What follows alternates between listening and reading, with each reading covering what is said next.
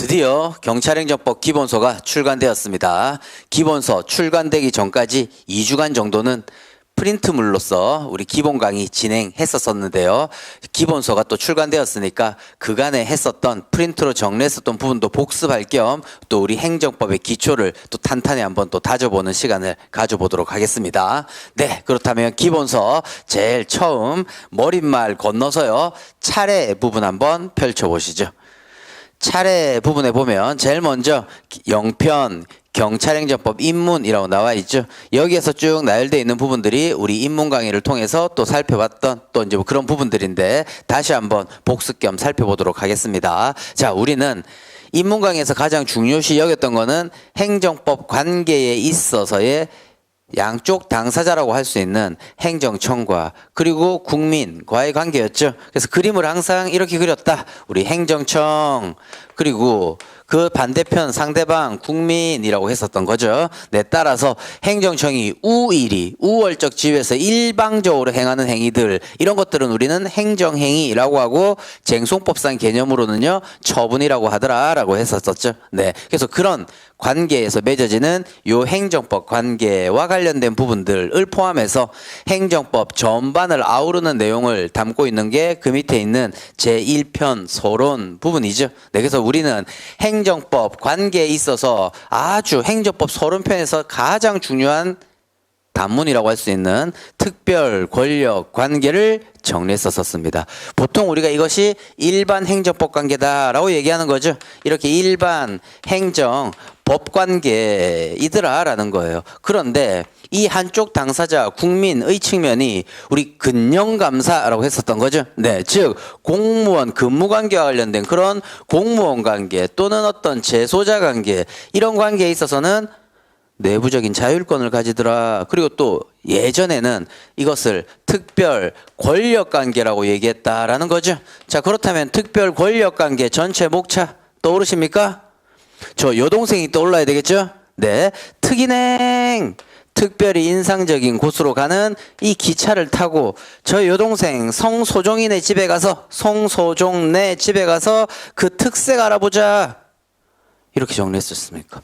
과거는 이렇게 특별 권력 관계라고 했지만 인정 여부 오늘날은 인정 못하겠다라는 거죠. 따라서 어떻게 환원해서 해석해야 된다? 권력이 아니라 이렇게 똑같이 특별 행정 법 관계, 법이 지배하는 관계로 보아야겠다라는 이런 식으로 이해되었던 부분이죠. 네.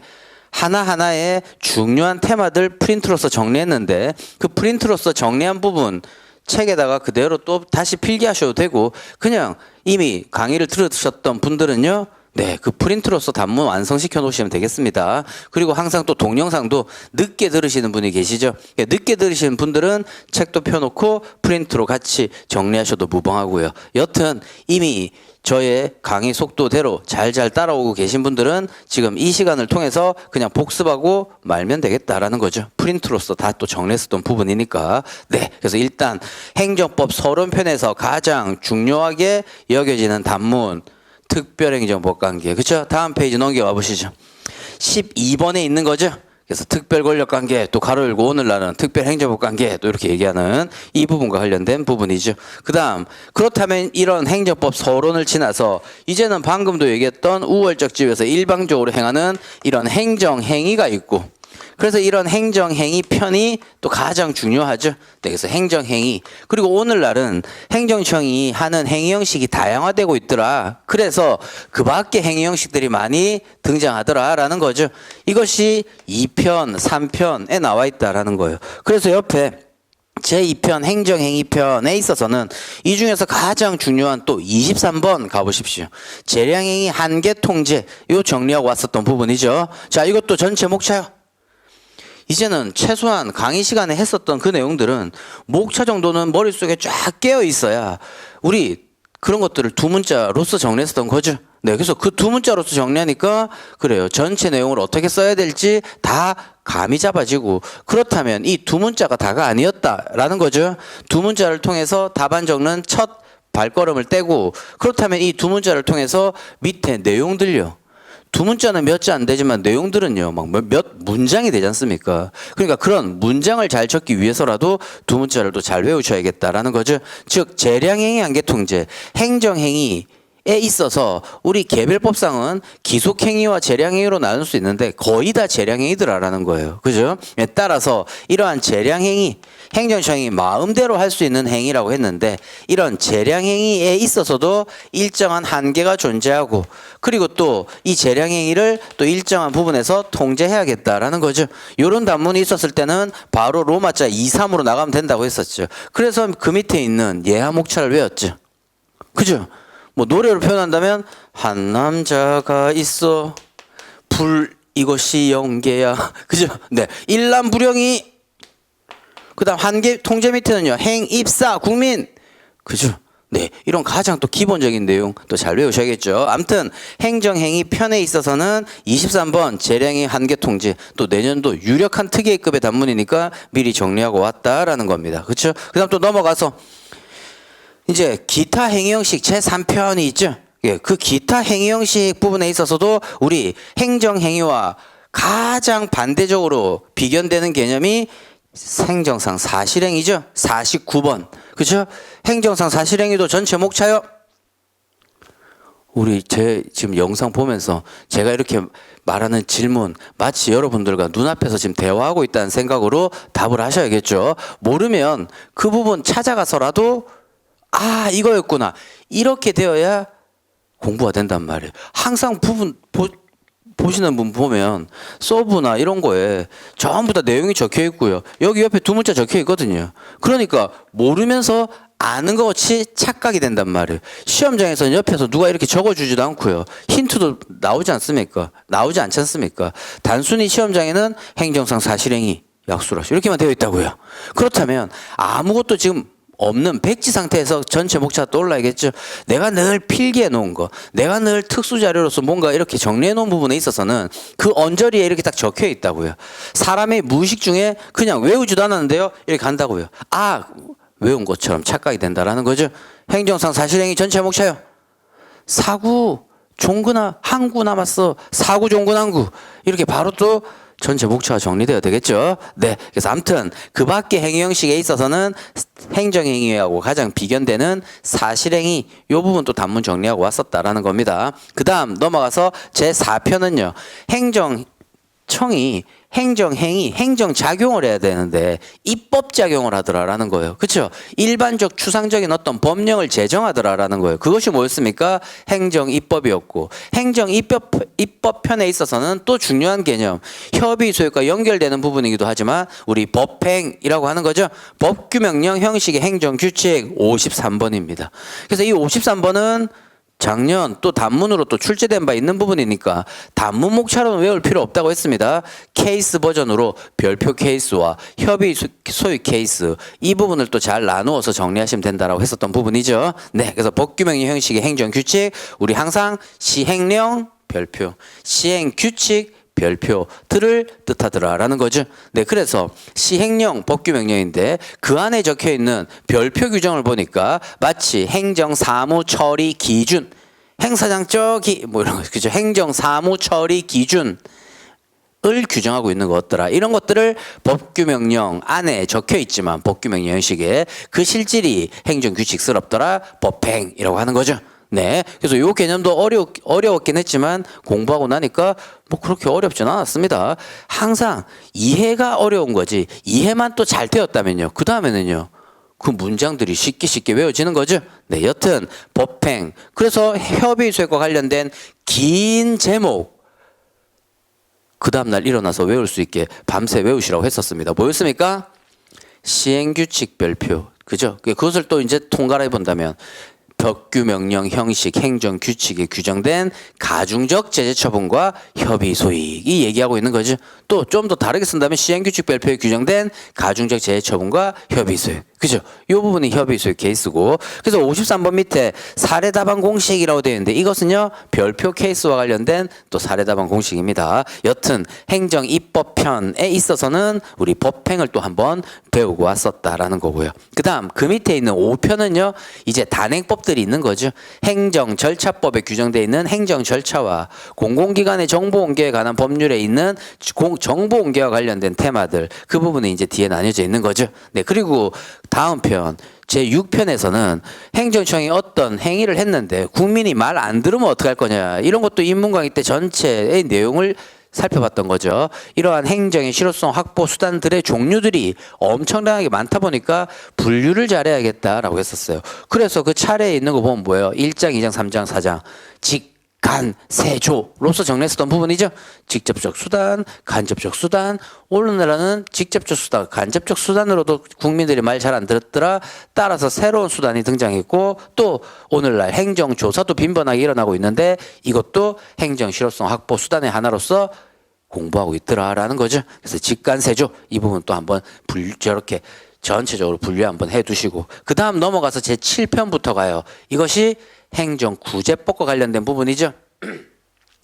지금까지는 뭐 행정작용법이다라고 했다면, 지금 이러한 행정청의 어떠한 행정작용으로 인해서요, 국민의 권익이 침해되었을 때 그때 국민의 권익을 어떻게 보호해줘야 되냐라는 부분이 행정구제법이죠. 그래서 우리가 중요하게 외웠던 행정쟁송이요, 사선, 직선이라고 얘기했던 행정심판과 그 다음 행정소송, 이 부분이 가장 중요한 부분이죠. 네, 그래서 십소라고 했어요. 행정쟁송법이 어렵다고 하는데 강의만 들으면 십소, 이 두 가지가 행정쟁송이죠. 네, 그리고 또 하나의 권리구조가 뭡니까? 국민이 민사법원에 제기하는 거죠.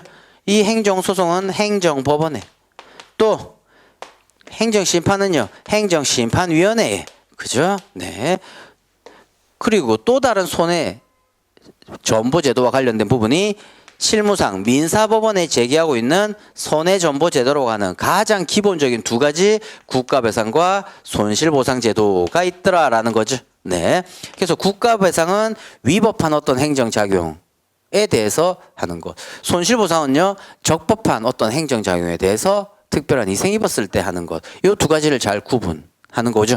그리고 이것이 가장 두 가지의 기본적 유형인데, 오늘날에는 이 두 가지로도 국민의 손해전보를 해줄 수 없는 것들이 있더라. 그래서 그 밑에 손해전보제도의 흠결과 보완, 이런 부분들이 또 등장하는 거죠. 네, 그래서 요 국가배상과 관련된 부분들도요, 예, 민사적인 내용들이 좀 많이 등장하다 보니까 또 어려워들 하시는 부분이기도 합니다. 네, 아무튼 이게 권익 구제와 관련된 부분이다. 또 새롭게 이제 등장하는 요즘 핫 이슈가 되는 부분이 뭡니까? 이런 것들은 항상 제3의 기관에 대해서 하는 건데, 지금 이러한 행정행위를 한 행정청에 대해서 화살표가 일로 가는 거죠.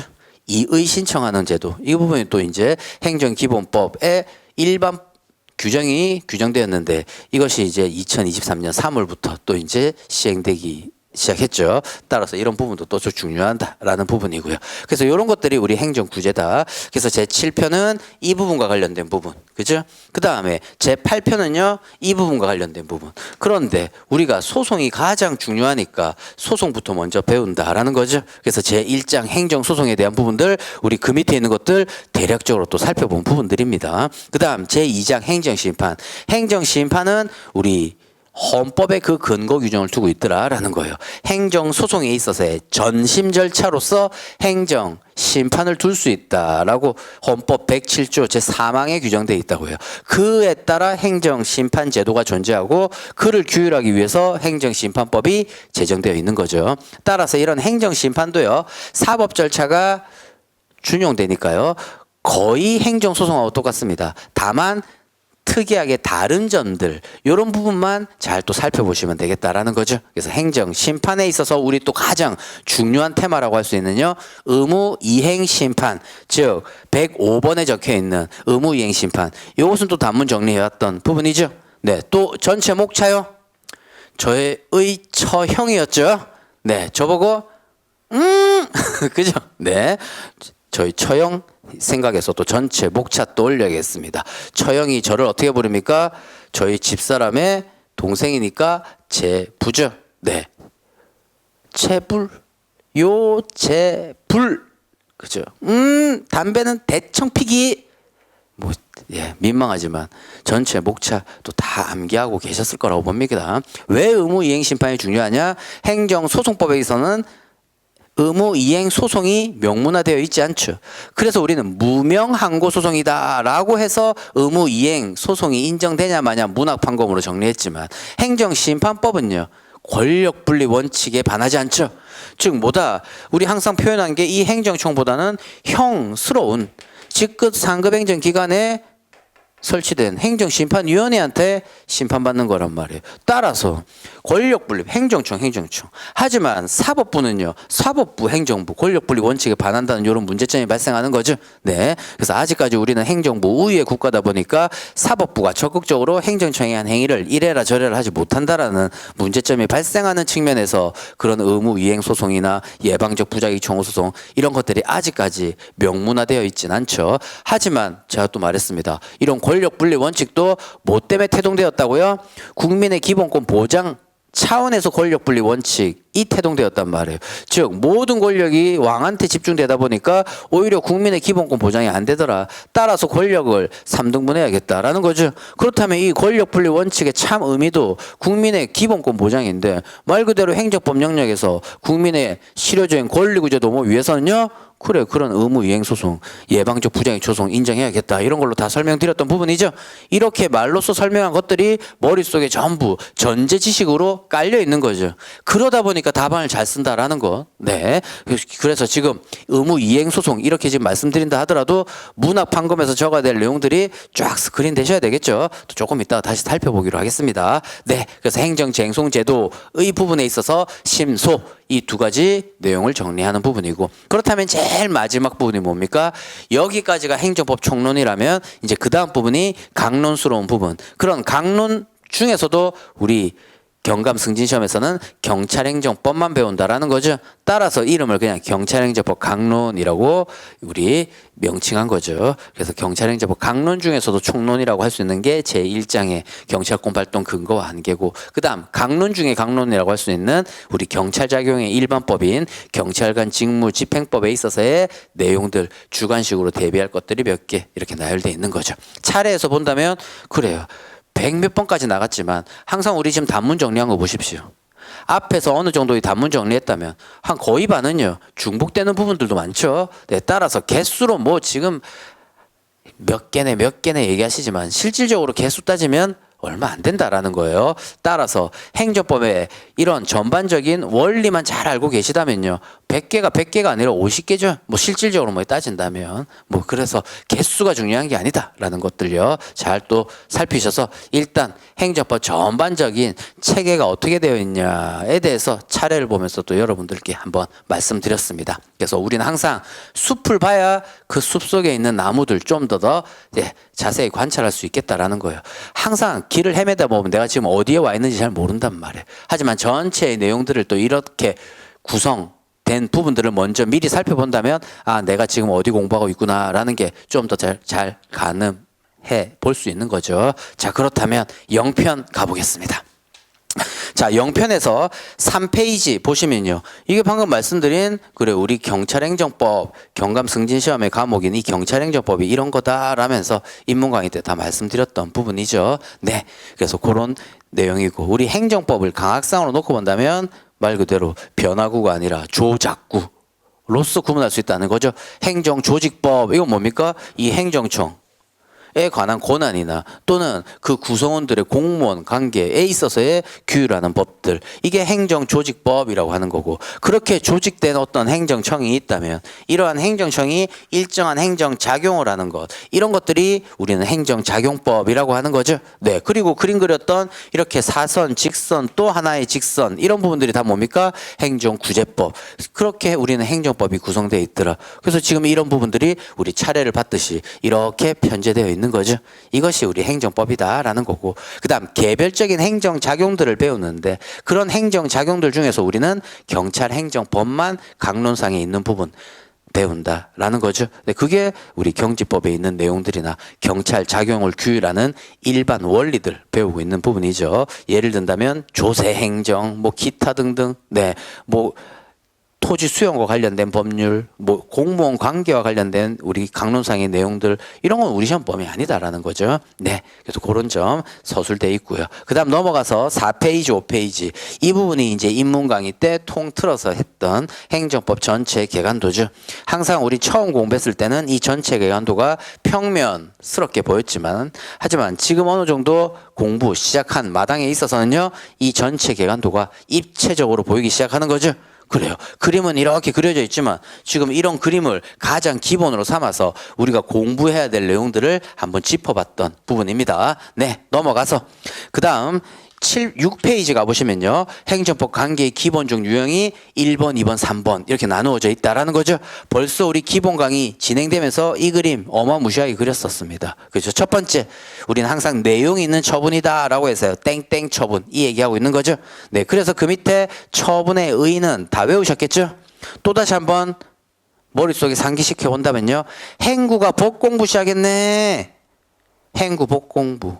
그거부. 그 밖에 이해주는 행정장 그로서 이것이 처분이라고 행정소송법에 규정되어 있는데 말 그대로 행구 법공부 한 덩어리, 그 다음에요 거부 한 덩어리, 그 밖에 이해주는 행정작용 한 덩어리, 그리고 이 그 밖에 이해주는 행정작용에 대표적으로 걸리는 것이 권력적 사실행위였다라는 부분이었죠. 네, 지금은 우리 기본서 받으셨지만 지금까지 기본 강의 때 설명드리고 했었던 부분들의 복습의 시간이나 다름없는 거죠. 제가 열심히 지금 막 이렇게 얘기하고 있는데 거기에 그덕여 가면서 지금 강의를 듣고 계셔야지 성공적인 거지. 지금 뭔 얘기하는 거지? 저거 내가 들은 거는 같은데 잘 기억이 안 나네? 이러시면요, 지금까지 했었던 기본 강의 때의 내용들이 머릿속에 잘 안 와닿아 있는 거고 복습 안 하셨다는 반증이죠. 우리 항상 제가 말씀드렸습니다. 저의 강의를 듣는 대다수의 분들이 합격하는 거 아니죠? 강의를 많은 분들이 듣고 계셔도 그중에 극소수만이 합격하는 거죠.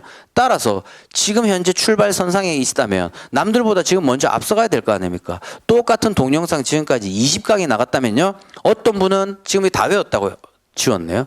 특별행정법 관계 약술하시오. 사실행위 약술하시오. 하다못해 대상적경 약술하시오. 협의 소용 약술하시오. 원고적경 약술하시오.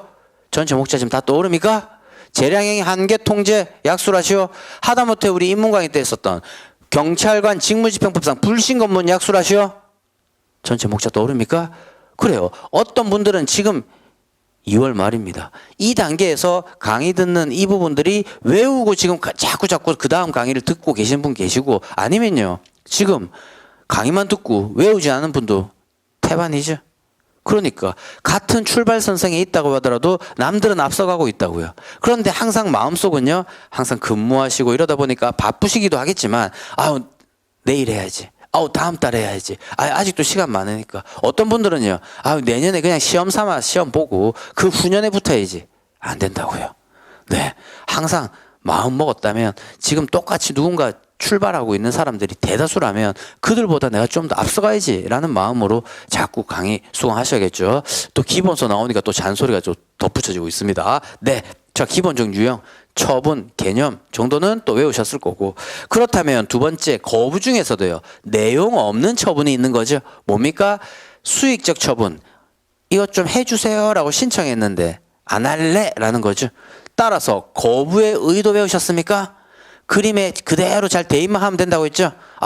그림 국민이, 그렇죠, 행정청에 대하여 일정 처분, 이 일정 처분이 대부분 수익적 처분이라고 했었죠. 일정 처분을 이 신청한 경우에 행정청이 그 신청에 따른 요 처분을 하지 않겠다는 의사표시를 말한다. 이 거부였죠.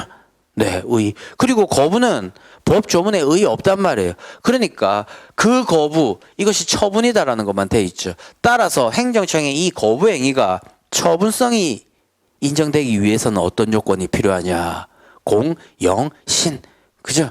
고무신이 아니라 공영신. 네, 그 부분 또 다 잘 외우셨을 거라고도 보고. 그렇다면 이제 세 번째 단계는 뭡니까? 그림은 똑같이 이렇게 하는데 안 할래 라고 확정적인 의사표시가 있었던 것이 아니라 아무런 응답이 없는 거죠. 아무런 조치를 취하지 않는 것, 부작위라고 했었습니다. 이 부작위는 또 행정소송법에 그 정의가 나와 있다고요. 그래서 그대로 또 외우셔야겠죠. 네, 그래서 부작위는 성립 요건이라고 또 얘기했죠. 아무튼 부작위란 이런 거다. 그런데 그런 부작위가요, 신의 기부. 말 그대로 성립 요건 다 합치면 부작위 의 되는 거죠. 네.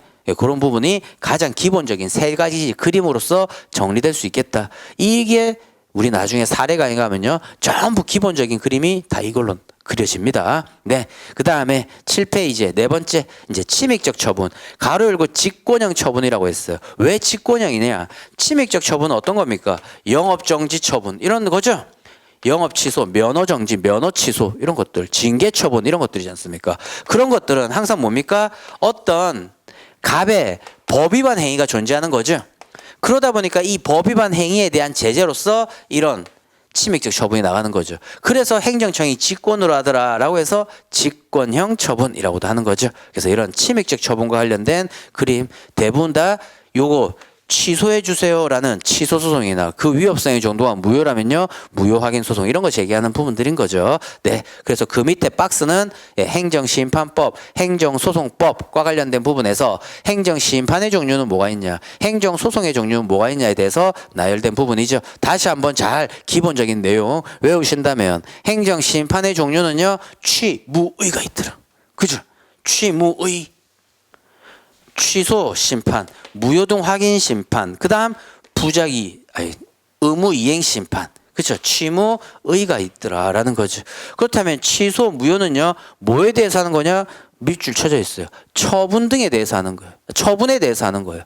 하지만 의무 이행 심판은요, 처분 중에서도 거부 처분과 부작위에 대해서 하는 거죠. 이제 그래서 이런 거부와 부작위가 심판법상의 구제와 소송법상의 구제가 막 다르니까 더더욱 시험에서 사례에서도 많이 나오고 중요하다고 했었습니다. 이에 반해 행정소송의 종류는요, 항당민기 침호부, 제 친구 늘 이렇게 등장했죠. 그 중에 중요한 게 항당 두 가지죠. 이것이 뭐라고 했습니까? 주간소송이었죠. 네, 그리고 이 부분은요, 객관소송. 주간소송이 뭐였습니까?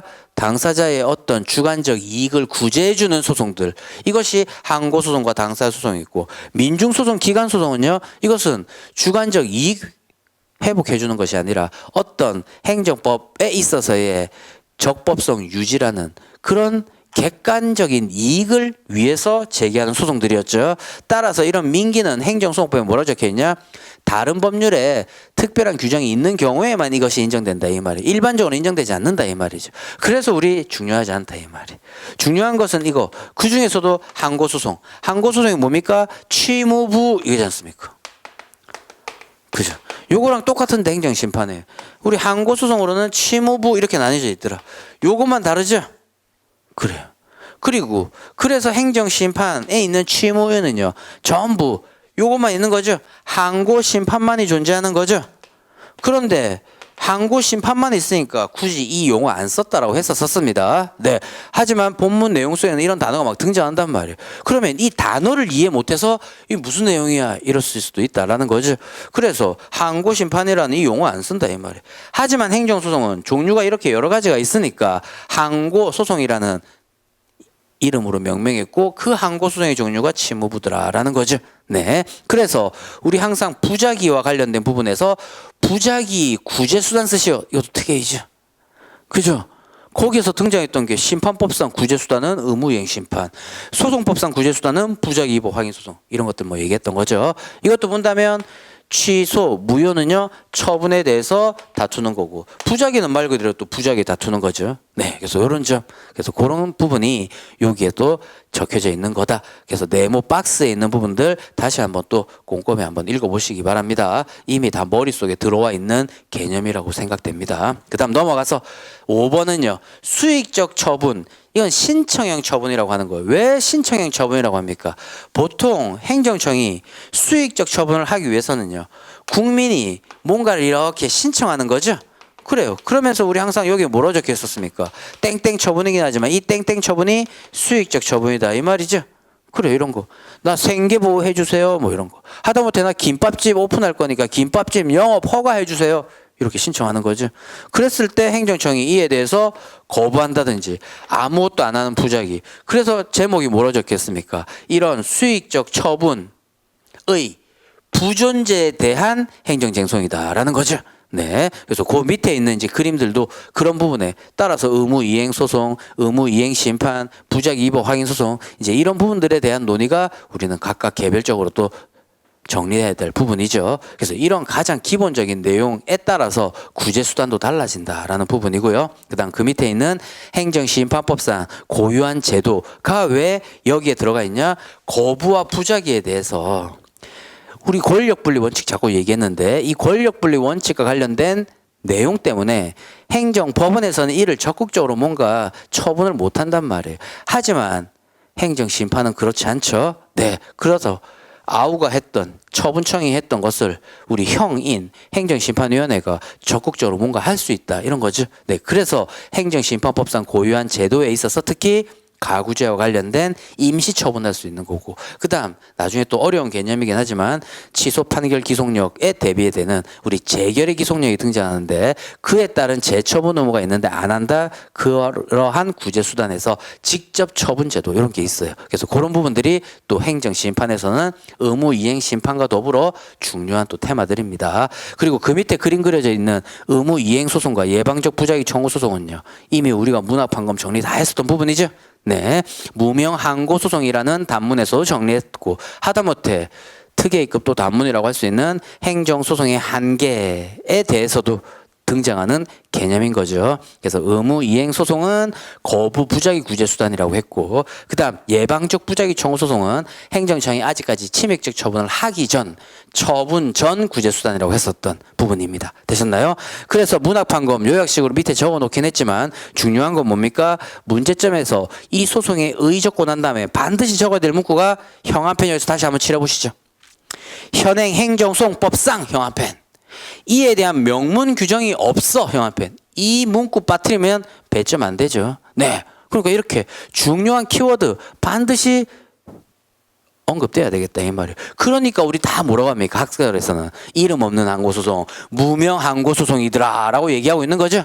네, 그러니까 요 문제점에서 법에 명문화 시켜놓지 않았더라. 그래서 그 인정 여부가 문제된다라는 거죠. 그래서 그런 점 잘 살피시기 바랍니다. 그 다음 9페이지부터는 그냥 샘플 삼아서 네 우리 답안 형식대로 그대로 정리했었던 부분이죠. 그래서 단문은 항상 서설부터 시작해서 마지막 결어로 끝난다고 했습니다. 네, 그리고 또 이렇게 한 페이지가 26줄인데 100점짜리 시험이고 이 한 페이지가 10페이지가 시험 답안지니까 한 페이지당 10점이다 라고 생각하시면 된다고 했었습니다. 그죠? 그래서 우리는 경찰행정법이니까 경찰행정법 강론에서 나오는 경찰 작용을 규율하는 대표적인 일반 원리스러운 경찰권 발동의 근거와 한계에 대한 단문 이렇게 또 한번 네, 줄 맞춰서 실어놨습니다. 제가 강의 시간에 늘 말씀드렸던 암열 정렬 잘하시라는 부분 그죠? 네. 그 다음 또 이제 답안을 보기 좋게 써야 된다는 부분 이런 것들도 이제 말씀드렸던 내용대로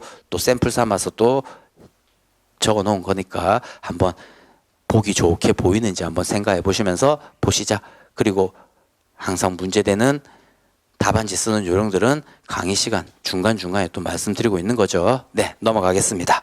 그렇다면 12페이지 펴보시죠. 자, 단문 기출 일람표라고 되어 있는데 항상 파란색으로 그려져 있는 부분들이 내년도 또 출제에 유력하다 생각하시면 되겠습니다. 그 다음 항상 예전에는 경찰 간부 시험이나 해양 경찰 간부 시험이 행정법 주관식이 있었는데 그들 시험이 전부 객관식으로 바뀌어 버렸죠. 따라서 경간부나 해경간부는 2022년도 이거 이제 마지막이더라라는 거죠.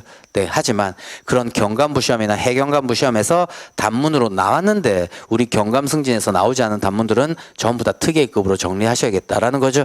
특히 우리 했었던 경찰 책임의 원칙 올해 다 단문 나온 것들도 다른 영역에 있어서 다 출제되었던 부분이죠. 그래서 아무튼 이런 부분과 관련된 내용으로 파란색에 있는 부분들 한번 눈여겨보시면 되겠습니다. 네, 이 정도 우리 인문 강의 때 했었던 부분들 말씀드렸고 그럼 가장 기초적인 부분 한번 살펴보면서 이번 시간 한번 마무리 지어보도록 하겠습니다. 자, 그렇다면 19페이지 펴보시죠. 뭐 중요한 내용은 아니죠. 항상 제가 말씀드렸습니다. 머릿속에서 이해하고 넘어가야 될 것은 이해만 하시면 된다고요. 하지만 답안지에 써야 될 내용들은 두 문자를 활용하든 강의 시간에 배웠던 것을 토대로 다 외우셔야 되는 거죠. 근데 19페이지에 적혀 있는 거는 이미 말씀드린 내용이긴 하지만 책 처음 받아봤으니까 제일 처음에 있는 단문 내용 한번 읽어보겠습니다. 자, 첫 번째 행정관념 정립된 이 부분은 읽어만 보면 근대 입헌국가 성립 이전 절대국가에 있어서는요 왕이 다 뭐 하는 거죠. 따라서 세 번째 줄 오늘과 같은 행정관념 존재하지 않았다 이 말이에요. 그런데 영국 또 프랑스 대혁명 뭐 이런 거 거치면서 근대 입헌국가가 성립되었고 굳이 밑줄 쳐본다면 그 뒤에 근대 입헌국가에서 밑줄 절대군주 권력 집중 및 남용 억제하기 위하여 밑줄 권력 분립 원칙 채택함으로써 밑줄 입법 사법과 구별되는 밑줄 행정의 관념이 정립되었다. 그렇죠. 이렇게 권력 분리 원칙 몽테스키우의 법의 정신에서 주장되었던 그 내용이 우리는 권력 분리 원칙 프랑스 대혁명 뭐 기타 등등 거치면서 이것이 공고화되었던 거죠. 네. 따라서 그때 이런 행정이라는 관념이 태동되었고 옛날에는 왕이 다 하는 거죠. 법도 만들고 사법적으로 처벌도 왕이 다 하고 그죠. 모든 행정 권한 다 왕에게 집중되었죠. 하지만 이런 권력 분리 원칙 통해서 행정의 관념이 정립되었고 아직까지 우리나라는 대한민국 행정부 우위 국가다 보니까 늘 말씀드렸던 그렇죠. 권력 분립상 한계들이 등장하는 거죠. 행정 소송의 한계에서도 배웠던 부분이고 네, 그다음 이제 두 번째 개념만 놓고 본다면 형식적 의미의 행정과 실질적 의미의 행정이 있어요. 제일 쉬운 말 형식적 의미의 행정은요. 행정청이, 행정기관, 즉 행정부가 행하는 행위들 전부 형식적 의미의 행정. 그렇다면 이런 행정기관이 행하는 우리 행정입법들은요. 실질적으로는 입법이죠. 하지만 행정부가 하니까요. 이런 것들이 형식적 의미의 행정이다라는 거죠. 네. 그리고 실질적 의미의 행정은요. 말 그대로 어떤 행정적인 부분, 그 조직의 내부 규율이나 하다못해 공공의 안녕질서 유지하는 작용들 이런 부분들도 다 입법부, 사법부가 할 수 있는 것들이죠. 하지만 이런 부분들 실질적 의미의 행정이라고 하는데 뭐 중요한 개념은 아니고요. 그래서 우리 행정법상의 학문상 고찰 대상은 실질적 의미의 행정이 아니라 형식적 의미의 행정이다 이 얘기하고 있는 거죠. 즉 행정부가 행하는 행위들 따라서 우리 행정부가 법을 만드는 행정입법과 또 행정심판위원회가 행하는 이 행정심판 이거는요 실질적 의미의 사법이죠. 하지만 이런 것들도 형식적 의미의 행정이다 보니까 이런 부분들 다 우리가 공부해야 될 부분이다라는 것이 19페이지에 적혀 있습니다. 네, 그래서 그렇게 한번 그냥 읽어만 보시면 되겠고 그 다음 20페이지에 적혀 있는 이 행정법의 의의 이것도 쉽게 얘기하면요 앞에서 설명했던 조작구 이런 걸로 강학상 분류되더라라는 거죠. 그래서 그 밑에 그림이 조직법은 이거에 대해서 하는 거 행정작용은요 이런 거 그래서 행정작용이 행정행위 플러스 그 밖의 행위다 이런 거 얘기했었던 부분이죠. 네, 그리고 사선 직선 이런 부분들이요 행정구제법이고 또 우리는 잘 행정법에서 등장하는 게 헌법소원이죠. 그래서 그 헌법소원도 밑에 그림 그려놨습니다. 뭐라고 했습니까? 특수한 행정소송이더라 라고 얘기했어요. 요건이 조금 다르고 그 다음 제기해야 될 대상이 법원이 아닌 헌법재판소가 등장하는 거죠. 그 중에 중요한 개념이 뭐였습니까? 보충성이었던 거죠. 다른 구제수단은 없을 때 제기할 수 있는 것이 헌법소원이더라라는 부분이었습니다. 네, 그래서 그렇게 한번 우리 늘 강의 시간에 칠판에 그림 그렸던 그 내용이 그대로 이렇게 적혀져 있는 부분들이니까 눈으로 다시 한번 확인 사살 해놓으시면 되겠습니다. 그 중에 헌법소원과 관련해서는요, 그 옆에 있는 기침 형한표 칠해놓고요, 기본권 침해. 그죠. 그 다음 또 보충성, 이것도 형한표 칠해놓고요. 그죠? 네. 요런 단어들이 늘 문장 속에 들어가는 거죠. 네. 그 다음, 처음 등장하는 이제 단문이 통칭입니다. 그죠? 우리 통칭이는 단문 정리는 안 했지만, 통의 예작이라고 해서 행정소송의 한계에서 그 의 정도는 우리가 살펴보았죠. 그래서 통칭이 이 부분에 있어서는 의 정도 한번 밑줄 쳐보죠. 다음 페이지. 고정제외, 고정제외라고 했었습니다. 그림은 어떻게 그렸습니까? 통치행위는 행정부, 그 다음 입법부만이 할 수 있지 사법부는 못한다고 했어요. 그래서 이런 입법, 행정부, 입법부가 고도의 정치적인 행위를 한다 이런 얘기죠. 고도의 정치적인 행위, 정치성을 띠는 행정작용을 하는데 이에 대해서 국민이요 이렇게 사법심사 못하더라라는 거죠.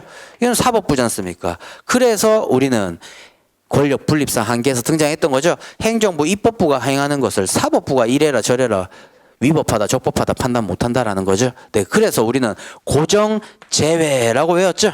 네, 고도의 정치성을 띠는 국가기관의 행위로서 사법심사에서 제외되는 행위, 이것을 통치행위라고 하더라. 그래서 2차 세계대전 전에는 지금 현재 우리가 논하고 있는 이 행정행위를 대부분 다 통치행위로 통칭했다라는 거죠.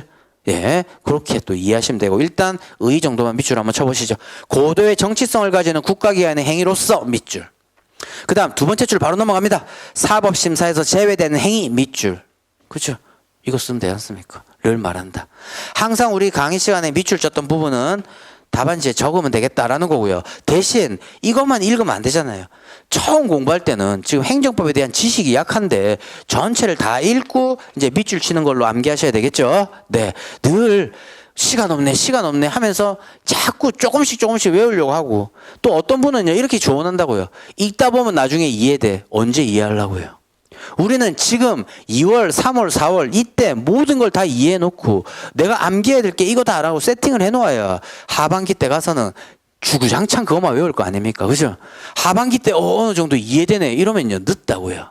그죠? 네. 그래서 그런 점 잘 살피셔서 강의 듣고 지금 행정법을 공부하고 있다면 강의 시간에 그 이해를 제가 다 시켜드리잖아요. 그렇다면 암기는 또 여러분들의 몫이죠.